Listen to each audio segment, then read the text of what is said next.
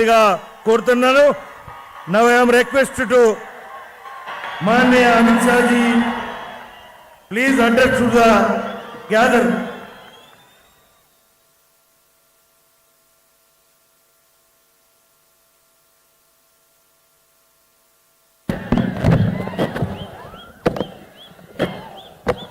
मेरे साथ बोलिए भारत माता की।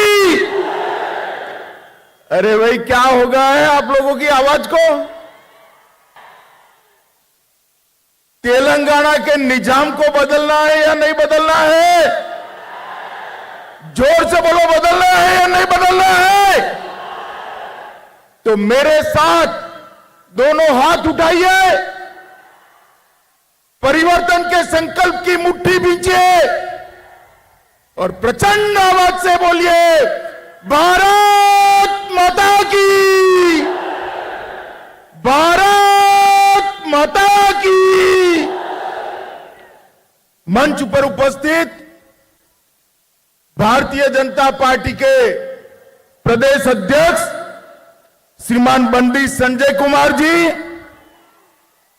हमारे प्रभारी और राष्ट्रीय महासचिव श्री तरुण चुग जी, मेरे मित्र और केंद्र के पर्यटन और सांस्कृतिक मंत्री भाई किशन रेड्डी जी, भारतीय जनता पार्टी की राष्ट्रीय उपाध्यक्ष बहन डीके अरुणा जी,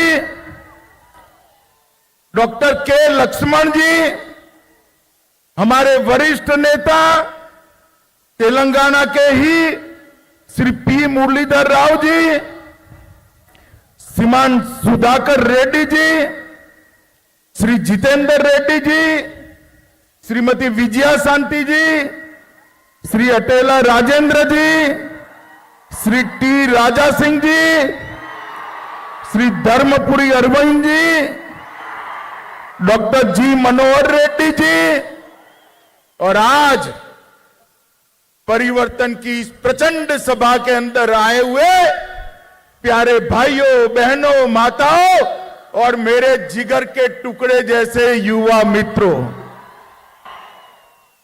आज मैं कई दिनों से हमारी यात्रा को फॉलो कर रहा हूं। मैंने अभी पंडित संजय कुमार जी का भाषण सुना, मुझे लगा कि मुझे आने की कोई जरूरत नहीं है, केसीआर को हटाने के लिए संजय कुमार अकेला काफी है। भाइयों बहनों, ये यात्रा एक पार्टी को निकाल कर दूसरी पार्टी को बिठाने की यात्रा नहीं है। ये यात्रा किसी को मुख्यमंत्री बनाने की यात्रा नहीं है। ये यात्रा कोई राज्य के अंदर भारतीय जनता पार्टी की सरकार बनाने की यात्रा नहीं है। ये जो यात्रा है, ये तेलंगाना के दलित, आदिवासी, पिछड़ा वर्ग के लोग, किसान, महिला और युवा के कल्याण की यात्रा है। ये यात्रा हैदराबाद के निजाम को बदलने की यात्रा है। आप समझ रहे हैं ना मैं क्या कह रहा हूं?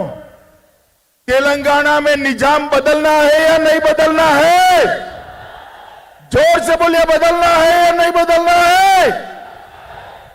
ये यात्रा उनको श्रद्धांजलि की यात्रा है जिन्होंने रजाकारों से अपने तेलंगाना राष्ट्र को मुक्त कराकर भारत मां के आंचल में लाने का काम किया था। ये यात्रा उनके खिलाफ है जो आज भी रजाकारों के प्रतिनिधि की गोदी में बैठे हैं, उनके खिलाफ। ये यात्रा उस मानसिकता के खिलाफ है जो परिवारवाद को चलाती है। मेरे बाद मेरा बेटा, बेटा न बने तो बेटी, ये बात लोकतंत्र के अंदर जो प्रस्तापित करना चाहते हैं, इसके खिलाफ ये यात्रा है। ये यात्रा अरबों खरबों का भ्रष्टाचार करने वाली टीआरएस पार्टी को उखाड़ कर फेंकने की यात्रा है। ये यात्रा दलितों और आदिवासियों के साथ वादा खिलाफी करने वाली टीआरएस पार्टी को उखाड़ फेंकने की यात्रा है। और ये यात्रा तेलंगाना विमोचना दिन को मनाने का वादा कर कर मजलिस के डर से डर जाने वाले मुख्यमंत्री चंद्रशेखर राव को उखाड़ कर फेंकने की ये यात्रा है मित्रों। और इसीलिए मैं यात्रा के अंदर आया हूं। मैं जब यहां आया हूं तब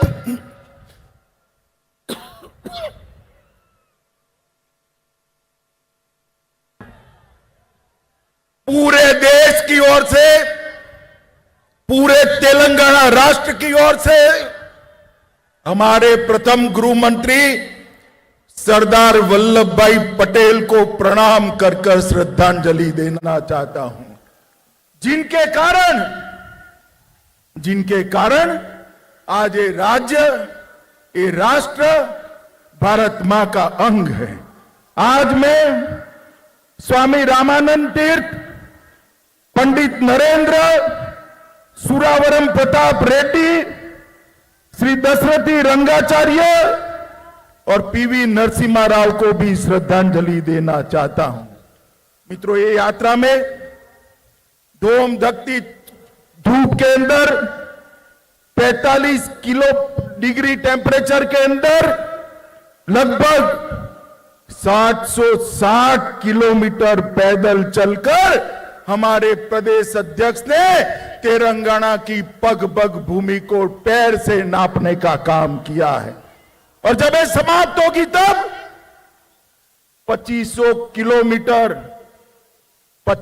किलोमीटर की पैदल यात्रा समाप्त होगी। मित्रों, आज हमने इस प्रजा संग्राम यात्रा में भाग लेने के लिए एक मिस कॉल सबको देना है। मैं जोर से बोलता हूं, सभी लोग अपना मोबाइल निकालो, जरा मोबाइल निकालिए जिनके पास मोबाइल है। अरे यार निकालो, हाथ ऊपर करो जरा, निकाला सबने? मैं नंबर बोलूं? पक्का 2 बार बोलूंगा। 6 3 5 9 1 1 9 1 1 9। अब दबाइए बटन। हो गया मिस कॉल। बंडी संजय कुमार को आपका समर्थन मिला है मित्रों। और ये लाखों जो मिस कॉल मिलते हैं वो हमारा हौसला बढ़ाते हैं। 2019 के चुनाव में तेलंगाना की जनता ने भारतीय जनता पार्टी को 4 सीट दी। 2 सीट हम बहुत नजदीकी मार्जिन से हारे हैं, मगर उसके बाद हैदराबाद नगर निगम का चुनाव हुआ हो, चाहे 2 उपचुनाव हुए हो, हर जगह पे आपने भारतीय जनता पार्टी को विजयी बनाने का काम किया है। मित्रों, आज मैं तेलंगाना की जनता को याद कराने आया हूं। यही चंद्रशेखर राव तेलंगाना की रचना के वक्त उन्होंने वादा किया था, निल्लू निधुलू नियमकालू। कुछ पूरा हुआ है क्या? अरे भाई जोर से बोलो, कुछ पूरा हुआ है क्या? कुछ पूरा हुआ है क्या? मैं आज आपको कहकर जाता हूं, मोदी जी के नेतृत्व में भारतीय जनता पार्टी की सरकार बनाइए। निल्लू निधुलू और नियमकालू का वादा हम पूरा करेंगे भारतीय जनता पार्टी की राजनीति। जल भी मिलेगा, पर्याप्त बजट भी मिलेगा और रोजगार भी युवाओं को मिलेगा। युवाओं ताली बजाइए जोर से। युवाओं को रोजगार केवल और केवल भारतीय जनता पार्टी दे सकती है। मित्रों, आज मैं याद कराने आया हूं, चंद्रशेखर राव जी, आप सचिवालय में, सेक्रेटरिएट में तो जाते नहीं है। युवाओं, इनको किसी तांत्रिक ने कहा है अगर सेक्रेटरिएट में गए तो सरकार चली जाएगी। ओ चंद्रशेखर राव जी, कान खोलकर सुन लो, सरकार जाने के लिए कोई तांत्रिक की जरूरत नहीं है। मेरा तेलंगाना का युवा आपकी सरकार को उखाड़ कर फेंक देने वाला है, क्योंकि आपने वादा किया था हर बेरोजगार को बेरोजगारी का भत्ता दिया जाएगा। युवाओं, मिला है भत्ता? जरा बताइए, मिला है भाई? आपने कहा था किसानों का कर्ज 1 लाख रुपए तक माफ करेंगे, कोई किसानों का कर्ज माफ नहीं हुआ। और सुपर स्पेशलिटी अस्पताल बनाना था, कुछ नहीं बना है। आपने वादा किया था 2 बेडरूम का हाउस देंगे। अरे 2 बेडरूम छोड़ो, प्रधानमंत्री हाउसिंग योजना को भी आप जमीन पर नहीं। आपने कहा था दलित भाइयों के लिए 50,000 करोड़ का बजट देंगे। चंद्रशेखर राव जी, कहां है वो बजट? आज मेरे तेलंगाना के दलित भाई आपके वादे के लिए पूछ रहे हैं। हर एससी, हर एसटी को 3 एकड़ भूमि देनी थी। 3 एकड़ क्या, 30 सेंटीमीटर भूमि भी आपने नहीं दी है। आपका वादा आज आपको याद कराने के लिए मैं आया हूं। बीसी कल्याण के लिए, पिछड़ा वर्ग, बैकवर्ड क्लास के लिए हर साल 1,000 करोड़ देना था। जरा 100 करोड़ भी दिया हो तो आप हिसाब किताब कल की प्रेस कॉन्फ्रेंस में करिएगा। शिक्षकों की भर्ती, प्राध्यापकों की भर्ती आप शायद भूल ही गए हैं। हैदराबाद में 4 सुपर स्पेशलिटी अस्पताल बनाना था, वो भी नहीं बने। उल्टा उस्मानिया और गांधी अस्पताल की हालत आपने खस्ता हालत कर दी। आपने कहा था 73वें संशोधन को लागू कर पंच सरपंच को अधिकार देंगे, मगर आपको लगता है कि पंच सरपंच का मतलब बेटा और बेटी होता है। आपने आपके बेटे और बेटी को अधिकार दिया, पंच सरपंच अधिकार देने से आप भूल गए हैं। मित्रों, इस तरह से वो एक भी वादा पूरा नहीं कर पाए। मैंने मेरे जीवन में 13 साल का था तब से सार्वजनिक जीवन में हूं, 57 साल हो गए। मेरे जीवन में इतनी निकम्मी और भ्रष्टाचारी सरकार मैंने मेरे जीवन में नहीं देखी है। मित्रों, ये निकम्मी और भ्रष्टाचारी सरकार है। तेलंगाना का युवा आ गया है, भारतीय जनता पार्टी के साथ जुड़े और उखाड़ कर फेंक दो इस सरकार को, तब जाकर आगे किसी को भी मालूम पड़ेगा वादा खिलाफी नहीं कर सकते। मित्रों, लोगों का ध्यान भटकाने के लिए मोदी सरकार बॉयल चावल नहीं खरीदती है। चंद्रशेखर राव जी, पूरी दुनिया को आप उल्टा पुल्टा समझा लोगे क्या? तेलंगाना की जनता बहुत अच्छे से जानती है, नरेंद्र मोदी सरकार आने से पहले चावल का समर्थन मूल्य 1340 रुपये था। इसको बढ़ाकर मोदी सरकार ने 1940 रुपया किया है और 11 करोड़ छोटे किसानों को हर साल 6,000 रुपया दिया है। बॉयल चावल का जहां तक सवाल है, मैं आपको नियम समझाने आया हूं। आप भारत सरकार को दोषी मत बनाइए, चाहे बाजरा हो, जुवार हो, का हो, रागी हो, गेहूं और चावल के अलावे जितने पेरेफेरियल क्रॉप है वो राज्य सरकारें खरीदती। बॉयल चावल को खरीदने की जिम्मेदारी भी आपकी है और आपको से नहीं बनता है, इस्तीफा दे दीजिए।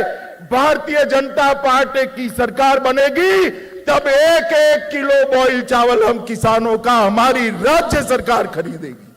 आप खरीदना नहीं चाहते हो और आरोप मोदी जी पर डालते हो। मोदी जी ने अनेक काम तेलंगाना के लिए किए हैं। मित्रों, ये सरकार मोदी जी की योजनाओं के नाम बदलने के अलावे कुछ नहीं कर दी। मोदी जी ने समग्र शिक्षा अभियान करा, उन्होंने वही योजना को मोदी जी के ही पैसे से मना उरू मना बड़ी कर आज उसका चेहरा बदलकर अपना फोटो चिपकाकर, अपने बेटे का फोटो चिपकाकर तेलंगाना के लोगों के सामने रखा है। क्या तेलंगाना के लोग नहीं जानते?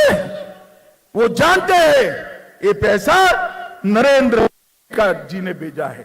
18,000 करोड़ रुपया नरेंद्र मोदी सरकार ने मनरेगा के लिए भेजा। आपने उसको हरित हरम कार्यक्रम का नाम देकर आपकी और आपके बेटे की फोटो चिपका दी। तेलंगाना की जनता नहीं जानती है ये हरित हरम कार्यक्रम आपका नहीं है, ये हरित हरम कार्यक्रम हमारे नेता और देश के प्रधानमंत्री नरेंद्र मोदी का है। मित्रों, प्रधानमंत्री आवास योजना उसका भी नाम बदला, नाम बदलकर मकान तो दे दे, मकान भी नहीं दे पाए। मित्रों, आज मैं एक बात बड़ी संवेदनशीलता के साथ कहने आया। भारतीय जनता पार्टी का अपने विचारों और अपनी आइडियोलॉजी को लेकर तेलंगाना राष्ट्र की जनता के सामने जाए। हमारे कार्यकर्ताओं की दिन दहाड़े हत्या हो रही है। मुझे बताओ भाइयों, बहनों, माताओं, युवाओं, आप इससे सहमत हो क्या? जोर से बोलो, सहमत हो क्या? जोर से बोलो, सहमत हो क्या? ये चंद्रशेखर राव तेलंगाना को बंगाल बनाना चाहता है। आप बनाने दोगे क्या? बनाने दोगे क्या? बनाने दोगे क्या? भाइयों बहनों, उनको रोकना पड़ेगा। मैं आज भारतीय जनता पार्टी के सब कार्यकर्ता के कंधे पर हाथ रखकर कहता हूं, यहां बोलकर जाता हूं, साई गणेश को जो आत्महत्या करनी पड़ी है, हम सुनिश्चित करेंगे कि साई गणेश के हत्यारों को सजा दिलाई जाए, जेल के सलाखों के पीछे डाल दिया जाए। कब तक बचोगे? कितने साल बचोगे? एक दिन तो चुनाव के मैदान में आना ही है। और चंद्रशेखर राव जी, मैं आज कहकर जाता हूं, हर रोज 5 स्टार फार्म हाउस में बैठकर योजना आते कि चुनाव जल्दी करा देंगे, जल्दी करा देंगे। अरे जल्दी क्या, कल करा दो। भारतीय जनता पार्टी तैयार बैठी है। हार आपकी हार सामने की दीवार पर लिखी हुई सी निश्चित मैं पढ़ पाता हूं। मित्रों, भारतीय जनता पार्टी ने तैयार रहना चाहिए। मित्रों, आप मुझे बताओ, मोदी जी ने कश्मीर से धारा 370 हटाई, अच्छा किया या बुरा किया? अरे जोर से बोलो, उसको सुनाई पड़े ऐसे। ये मजलिस वालों के डर से चंद्रशेखर राव धारा 370 हटाने का विरोध करते थे। करना चाहिए क्या? करना चाहिए क्या? अरे हम मजलिस से भी नहीं डरते और आपसे भी नहीं डरते चंद्रशेखर राव। मोदी जी ने 5 अगस्त 2019 को धारा 70 को उखाड़ कर फेंक दिया और आज कश्मीर भारत माता का अभिन्न अंग बना हुआ है। मुझे बताओ भाइयों बहनों, ये चंद्रशेखर राव ने जब आंदोलन चल रहा था, तेलंगाना विमोचन दिन मनाने का वादा किया था या नहीं किया था? जोर से बोलो, किया था या नहीं किया था? मनाया क्या? मनाया? मनाएंगे भी नहीं, क्योंकि मजलिस से डरते हैं वो मजलिस की गोदी में बैठे हुए, गोदी में। मगर युवाओं, आप में दम है, आप में जोश है, आप में ताकत है। मजलिस और चंद्रशेखर राव दोनों को एक साथ उखाड़ कर फेंक दीजिए। हम तेलंगाना विमोचन दिन मनाएंगे, हम किसी से नहीं डरते। भारतीय जनता पार्टी मानती है कि निजाम और रजाकारों के अत्याचार से जिस दिन तेलंगाना को मुक्ति मिली, वो दिन न केवल तेलंगाना, न केवल निजाम का शासन कर्नाटक और महाराष्ट्र, पूरे देश के लिए ऐतिहासिक दिन है मित्रों, पूरे देश के लिए ऐतिहासिक दिन। और ये मनाने का काम हम करेंगे मित्रों। ये टीआरएस की सरकार का निशान क्या है? गाड़ी है ना? गाड़ी है या नहीं है? मोटर है या नहीं है? अरे समझ रहे हो या नहीं समझ रहे हो? है ना? गाड़ी का स्टीयरिंग मालिक के हाथ में होता है या ड्राइवर के हाथ में होता है ना? हाँ या ना बोलो भाई, होता है ना? मगर ये टीआरएस की गाड़ी का स्टीयरिंग ओवैसी के हाथ में है। आपको मंजूर है? आपको मंजूर है ऐसी सरकार? तो ये सरकार बदलने के लिए हमें संघर्ष यात्रा लेकर निकले हैं मित्रों। केसीआर ने पूरे राज्य को कर्ज में डुबा कर रखा है और कहते हैं कि हमें और कर्जा चाहिए। क्यों भाई? बेटे बेटी की भलाई के लिए। न जाने कितने स्कैम आपने किए हैं, मगर आपका पेट अभी भी नहीं भरता है। मित्रों, मैं आपको बताने आया हूं, तेलंगाना सरकार ने ढेर सारी केंद्रीय योजनाओं को इंप्लीमेंट नहीं किया है। मोदी जी ने देश के 60 करोड़ गरीबों के लिए आयुष्मान भारत योजना की है, मगर तेलंगाना राज्य उसका 100% अमल नहीं करता है। मुझे बताओ, तेलंगाना राष्ट्र के आदिवासी, गरीब, बैकवर्ड क्लास के लोगों को 5 लाख तक का आयुष्मान भारत का स्वास्थ्य का फायदा मिलना चाहिए या नहीं मिलना चाहिए? जोर से बोलो। ये रोक कर बैठे। प्रधानमंत्री फसल बीमा योजना, ये रोक कर बैठे। प्रधानमंत्री आयुष्मान भारत योजना, ये रोक कर बैठे हैं। प्रधानमंत्री मातृवंदना योजना, ये रोक कर बैठे हैं। प्रधानमंत्री अन्न कल्याण योजना, पूरा अनाज मोदी जी प्रति व्यक्ति प्रति माह 2 साल से 5 किलो अनाज मुफ्त में भेज रहे हैं और 5 किलो अनाज 2 रुपये में भेज रहे हैं। उसके पर अपना और अपने बेटे बेटी का फोटो लगा दिया है। वो समझते हैं कि तेलंगाना के लोग जानते हैं, मगर उनको मालूम नहीं है। आपको अब सब पहचान चुके हैं। चंद्रशेखर राव जी सिंचाई परियोजनाएं, पालामारू रंगारेड्डी लिफ्ट इरिगेशन योजना, दिंदी लिफ्ट सिंचाई, राजौली बांधा डाइवर्जन स्कीम, नट्टे पांडू प्रोजेक्ट, एक केंद्र ने मंजूर तो किए, मगर उनको कोई इंटरेस्ट नहीं है, क्योंकि इसमें उनको कॉन्ट्रैक्टर अपना नहीं रख पा रहे हैं, इसलिए इरिगेशन का काम नहीं करते। केंद्र सरकार ने हैदराबाद में एक साइंस सिटी दिया है, सिर्फ 25 एकड़ भूमि देनी है, मगर नहीं देते हैं। साइंस सिटी अटकी हुई है। वारंगल जिले में सैनिक स्कूल के लिए 2017 से केंद्र सरकार ने पत्र भेजा है, मगर सैनिक स्कूल नहीं करते। मित्रों, फिर भी इतनी कठिनाइयों के बावजूद भी मोदी जी ने 8 साल में तेलंगाना के विकास के लिए 2,52,202 करोड़ रुपया दिया है। मैं फिर से बोलता हूं, 2,52,202 करोड़ रुपीस मोदी जी ने तेलंगाना के विकास के लिए। आप गुमराह मत करिए चंद्रशेखर राव जी, ये सूची में बंडी को देकर जाता हूं, कल वो प्रेस में ये पूरा लिस्ट आपको पढ़ने के लिए भेज देंगे। आने पाई का हिसाब है इसके अंदर, और मैं चैलेंज देकर जाता हूं, आपने क्या किया और हमने क्या दिया, इसका हिसाब तेलंगाना की जनता के सामने रखिएगा।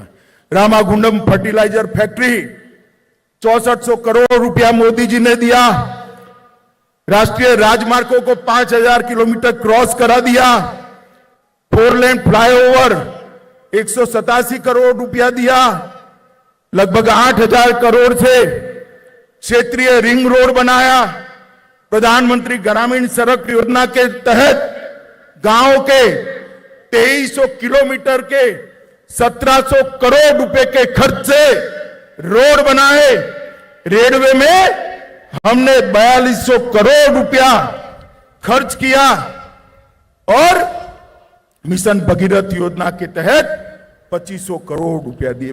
मित्रों, बहुत बड़ी सूची है, कल बंदी जी देंगे।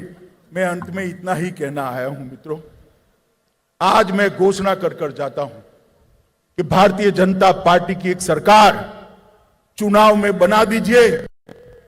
चंद्रशेखर राव को ऐसा है कि हम चाल चलेंगे, चुनाव जल्दी करा देंगे। भैया चंद्रशेखर राव, हम भी चुनाव की ही राख दे दिख रहे, कल ही घोषणा कर दो, आप कल ही घोषणा कर दो।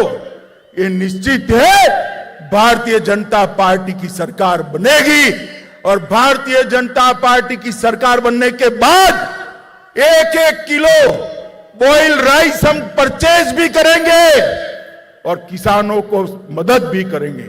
इसके साथ साथ जो धर्म के आधार पर माइनॉरिटी का रिजर्वेशन करा है, जिसके कारण एससी, एसटी और ओबीसी के रिजर्वेशन में कटौती आपने की है, हम माइनॉरिटी के रिजर्वेशन को समाप्त कर एससी, एसटी और ओबीसी के रिजर्वेशन को बढ़ा देंगे। माताओं, भाइयों और बहनों, परिवारवादी सरकार, ये भ्रष्टाचारी सरकार, तंत्र मंत्र के आधार पर चलने वाली सरकार तेलंगाना का भला नहीं कर सकती। नरेंद्र मोदी जी, जिन्होंने पूरे देश के अंदर विकास की एक लहर फैलाई है, 8 साल के अंदर भारत का डंका पूरे विश्व के अंदर बजाने का काम हमारे नरेंद्र मोदी जी ने किया है। जिन्होंने भारत किया है, कोरोना के खिलाफ सफल लड़ाई लड़ी है, करोड़ों करोड़ों लोगों का टीकाकरण करा है, स्टार्टअप की शुरुआत की है, किसान, दलित और आदिवासियों के लिए, युवाओं के लिए ढेर सारे कार्यक्रम ले आए हैं। मोदी जी के नेतृत्व में यहां डबल डेकर सरकार बनानी है। मित्रों, डबल डेकर सरकार समझ रहे हो ना? एक सरकार तो आपने बनाई है मोदी जी की, दूसरी बनाई है तेलंगाना में भारतीय जनता पार्टी की।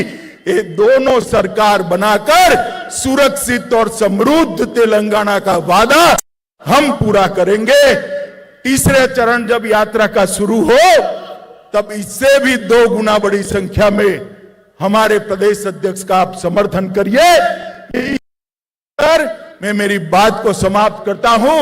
मेरे साथ जल्दी चुनाव करते हुए चंद्रशेखर राव को डर लगे, इतनी बड़ी आवाज से भारत माता का नारा लगाना है। मेरे साथ दोनों हाथ खड़े करिए, अंत तक सभी लोग खड़े करें, दोनों हाथ उठाइए, परिवर्तन के संकल्प की मुट्ठी बींचे और प्रचंड आवाज से बोलिए, भारत माता की, भारत माता की, भारत माता की, वंदे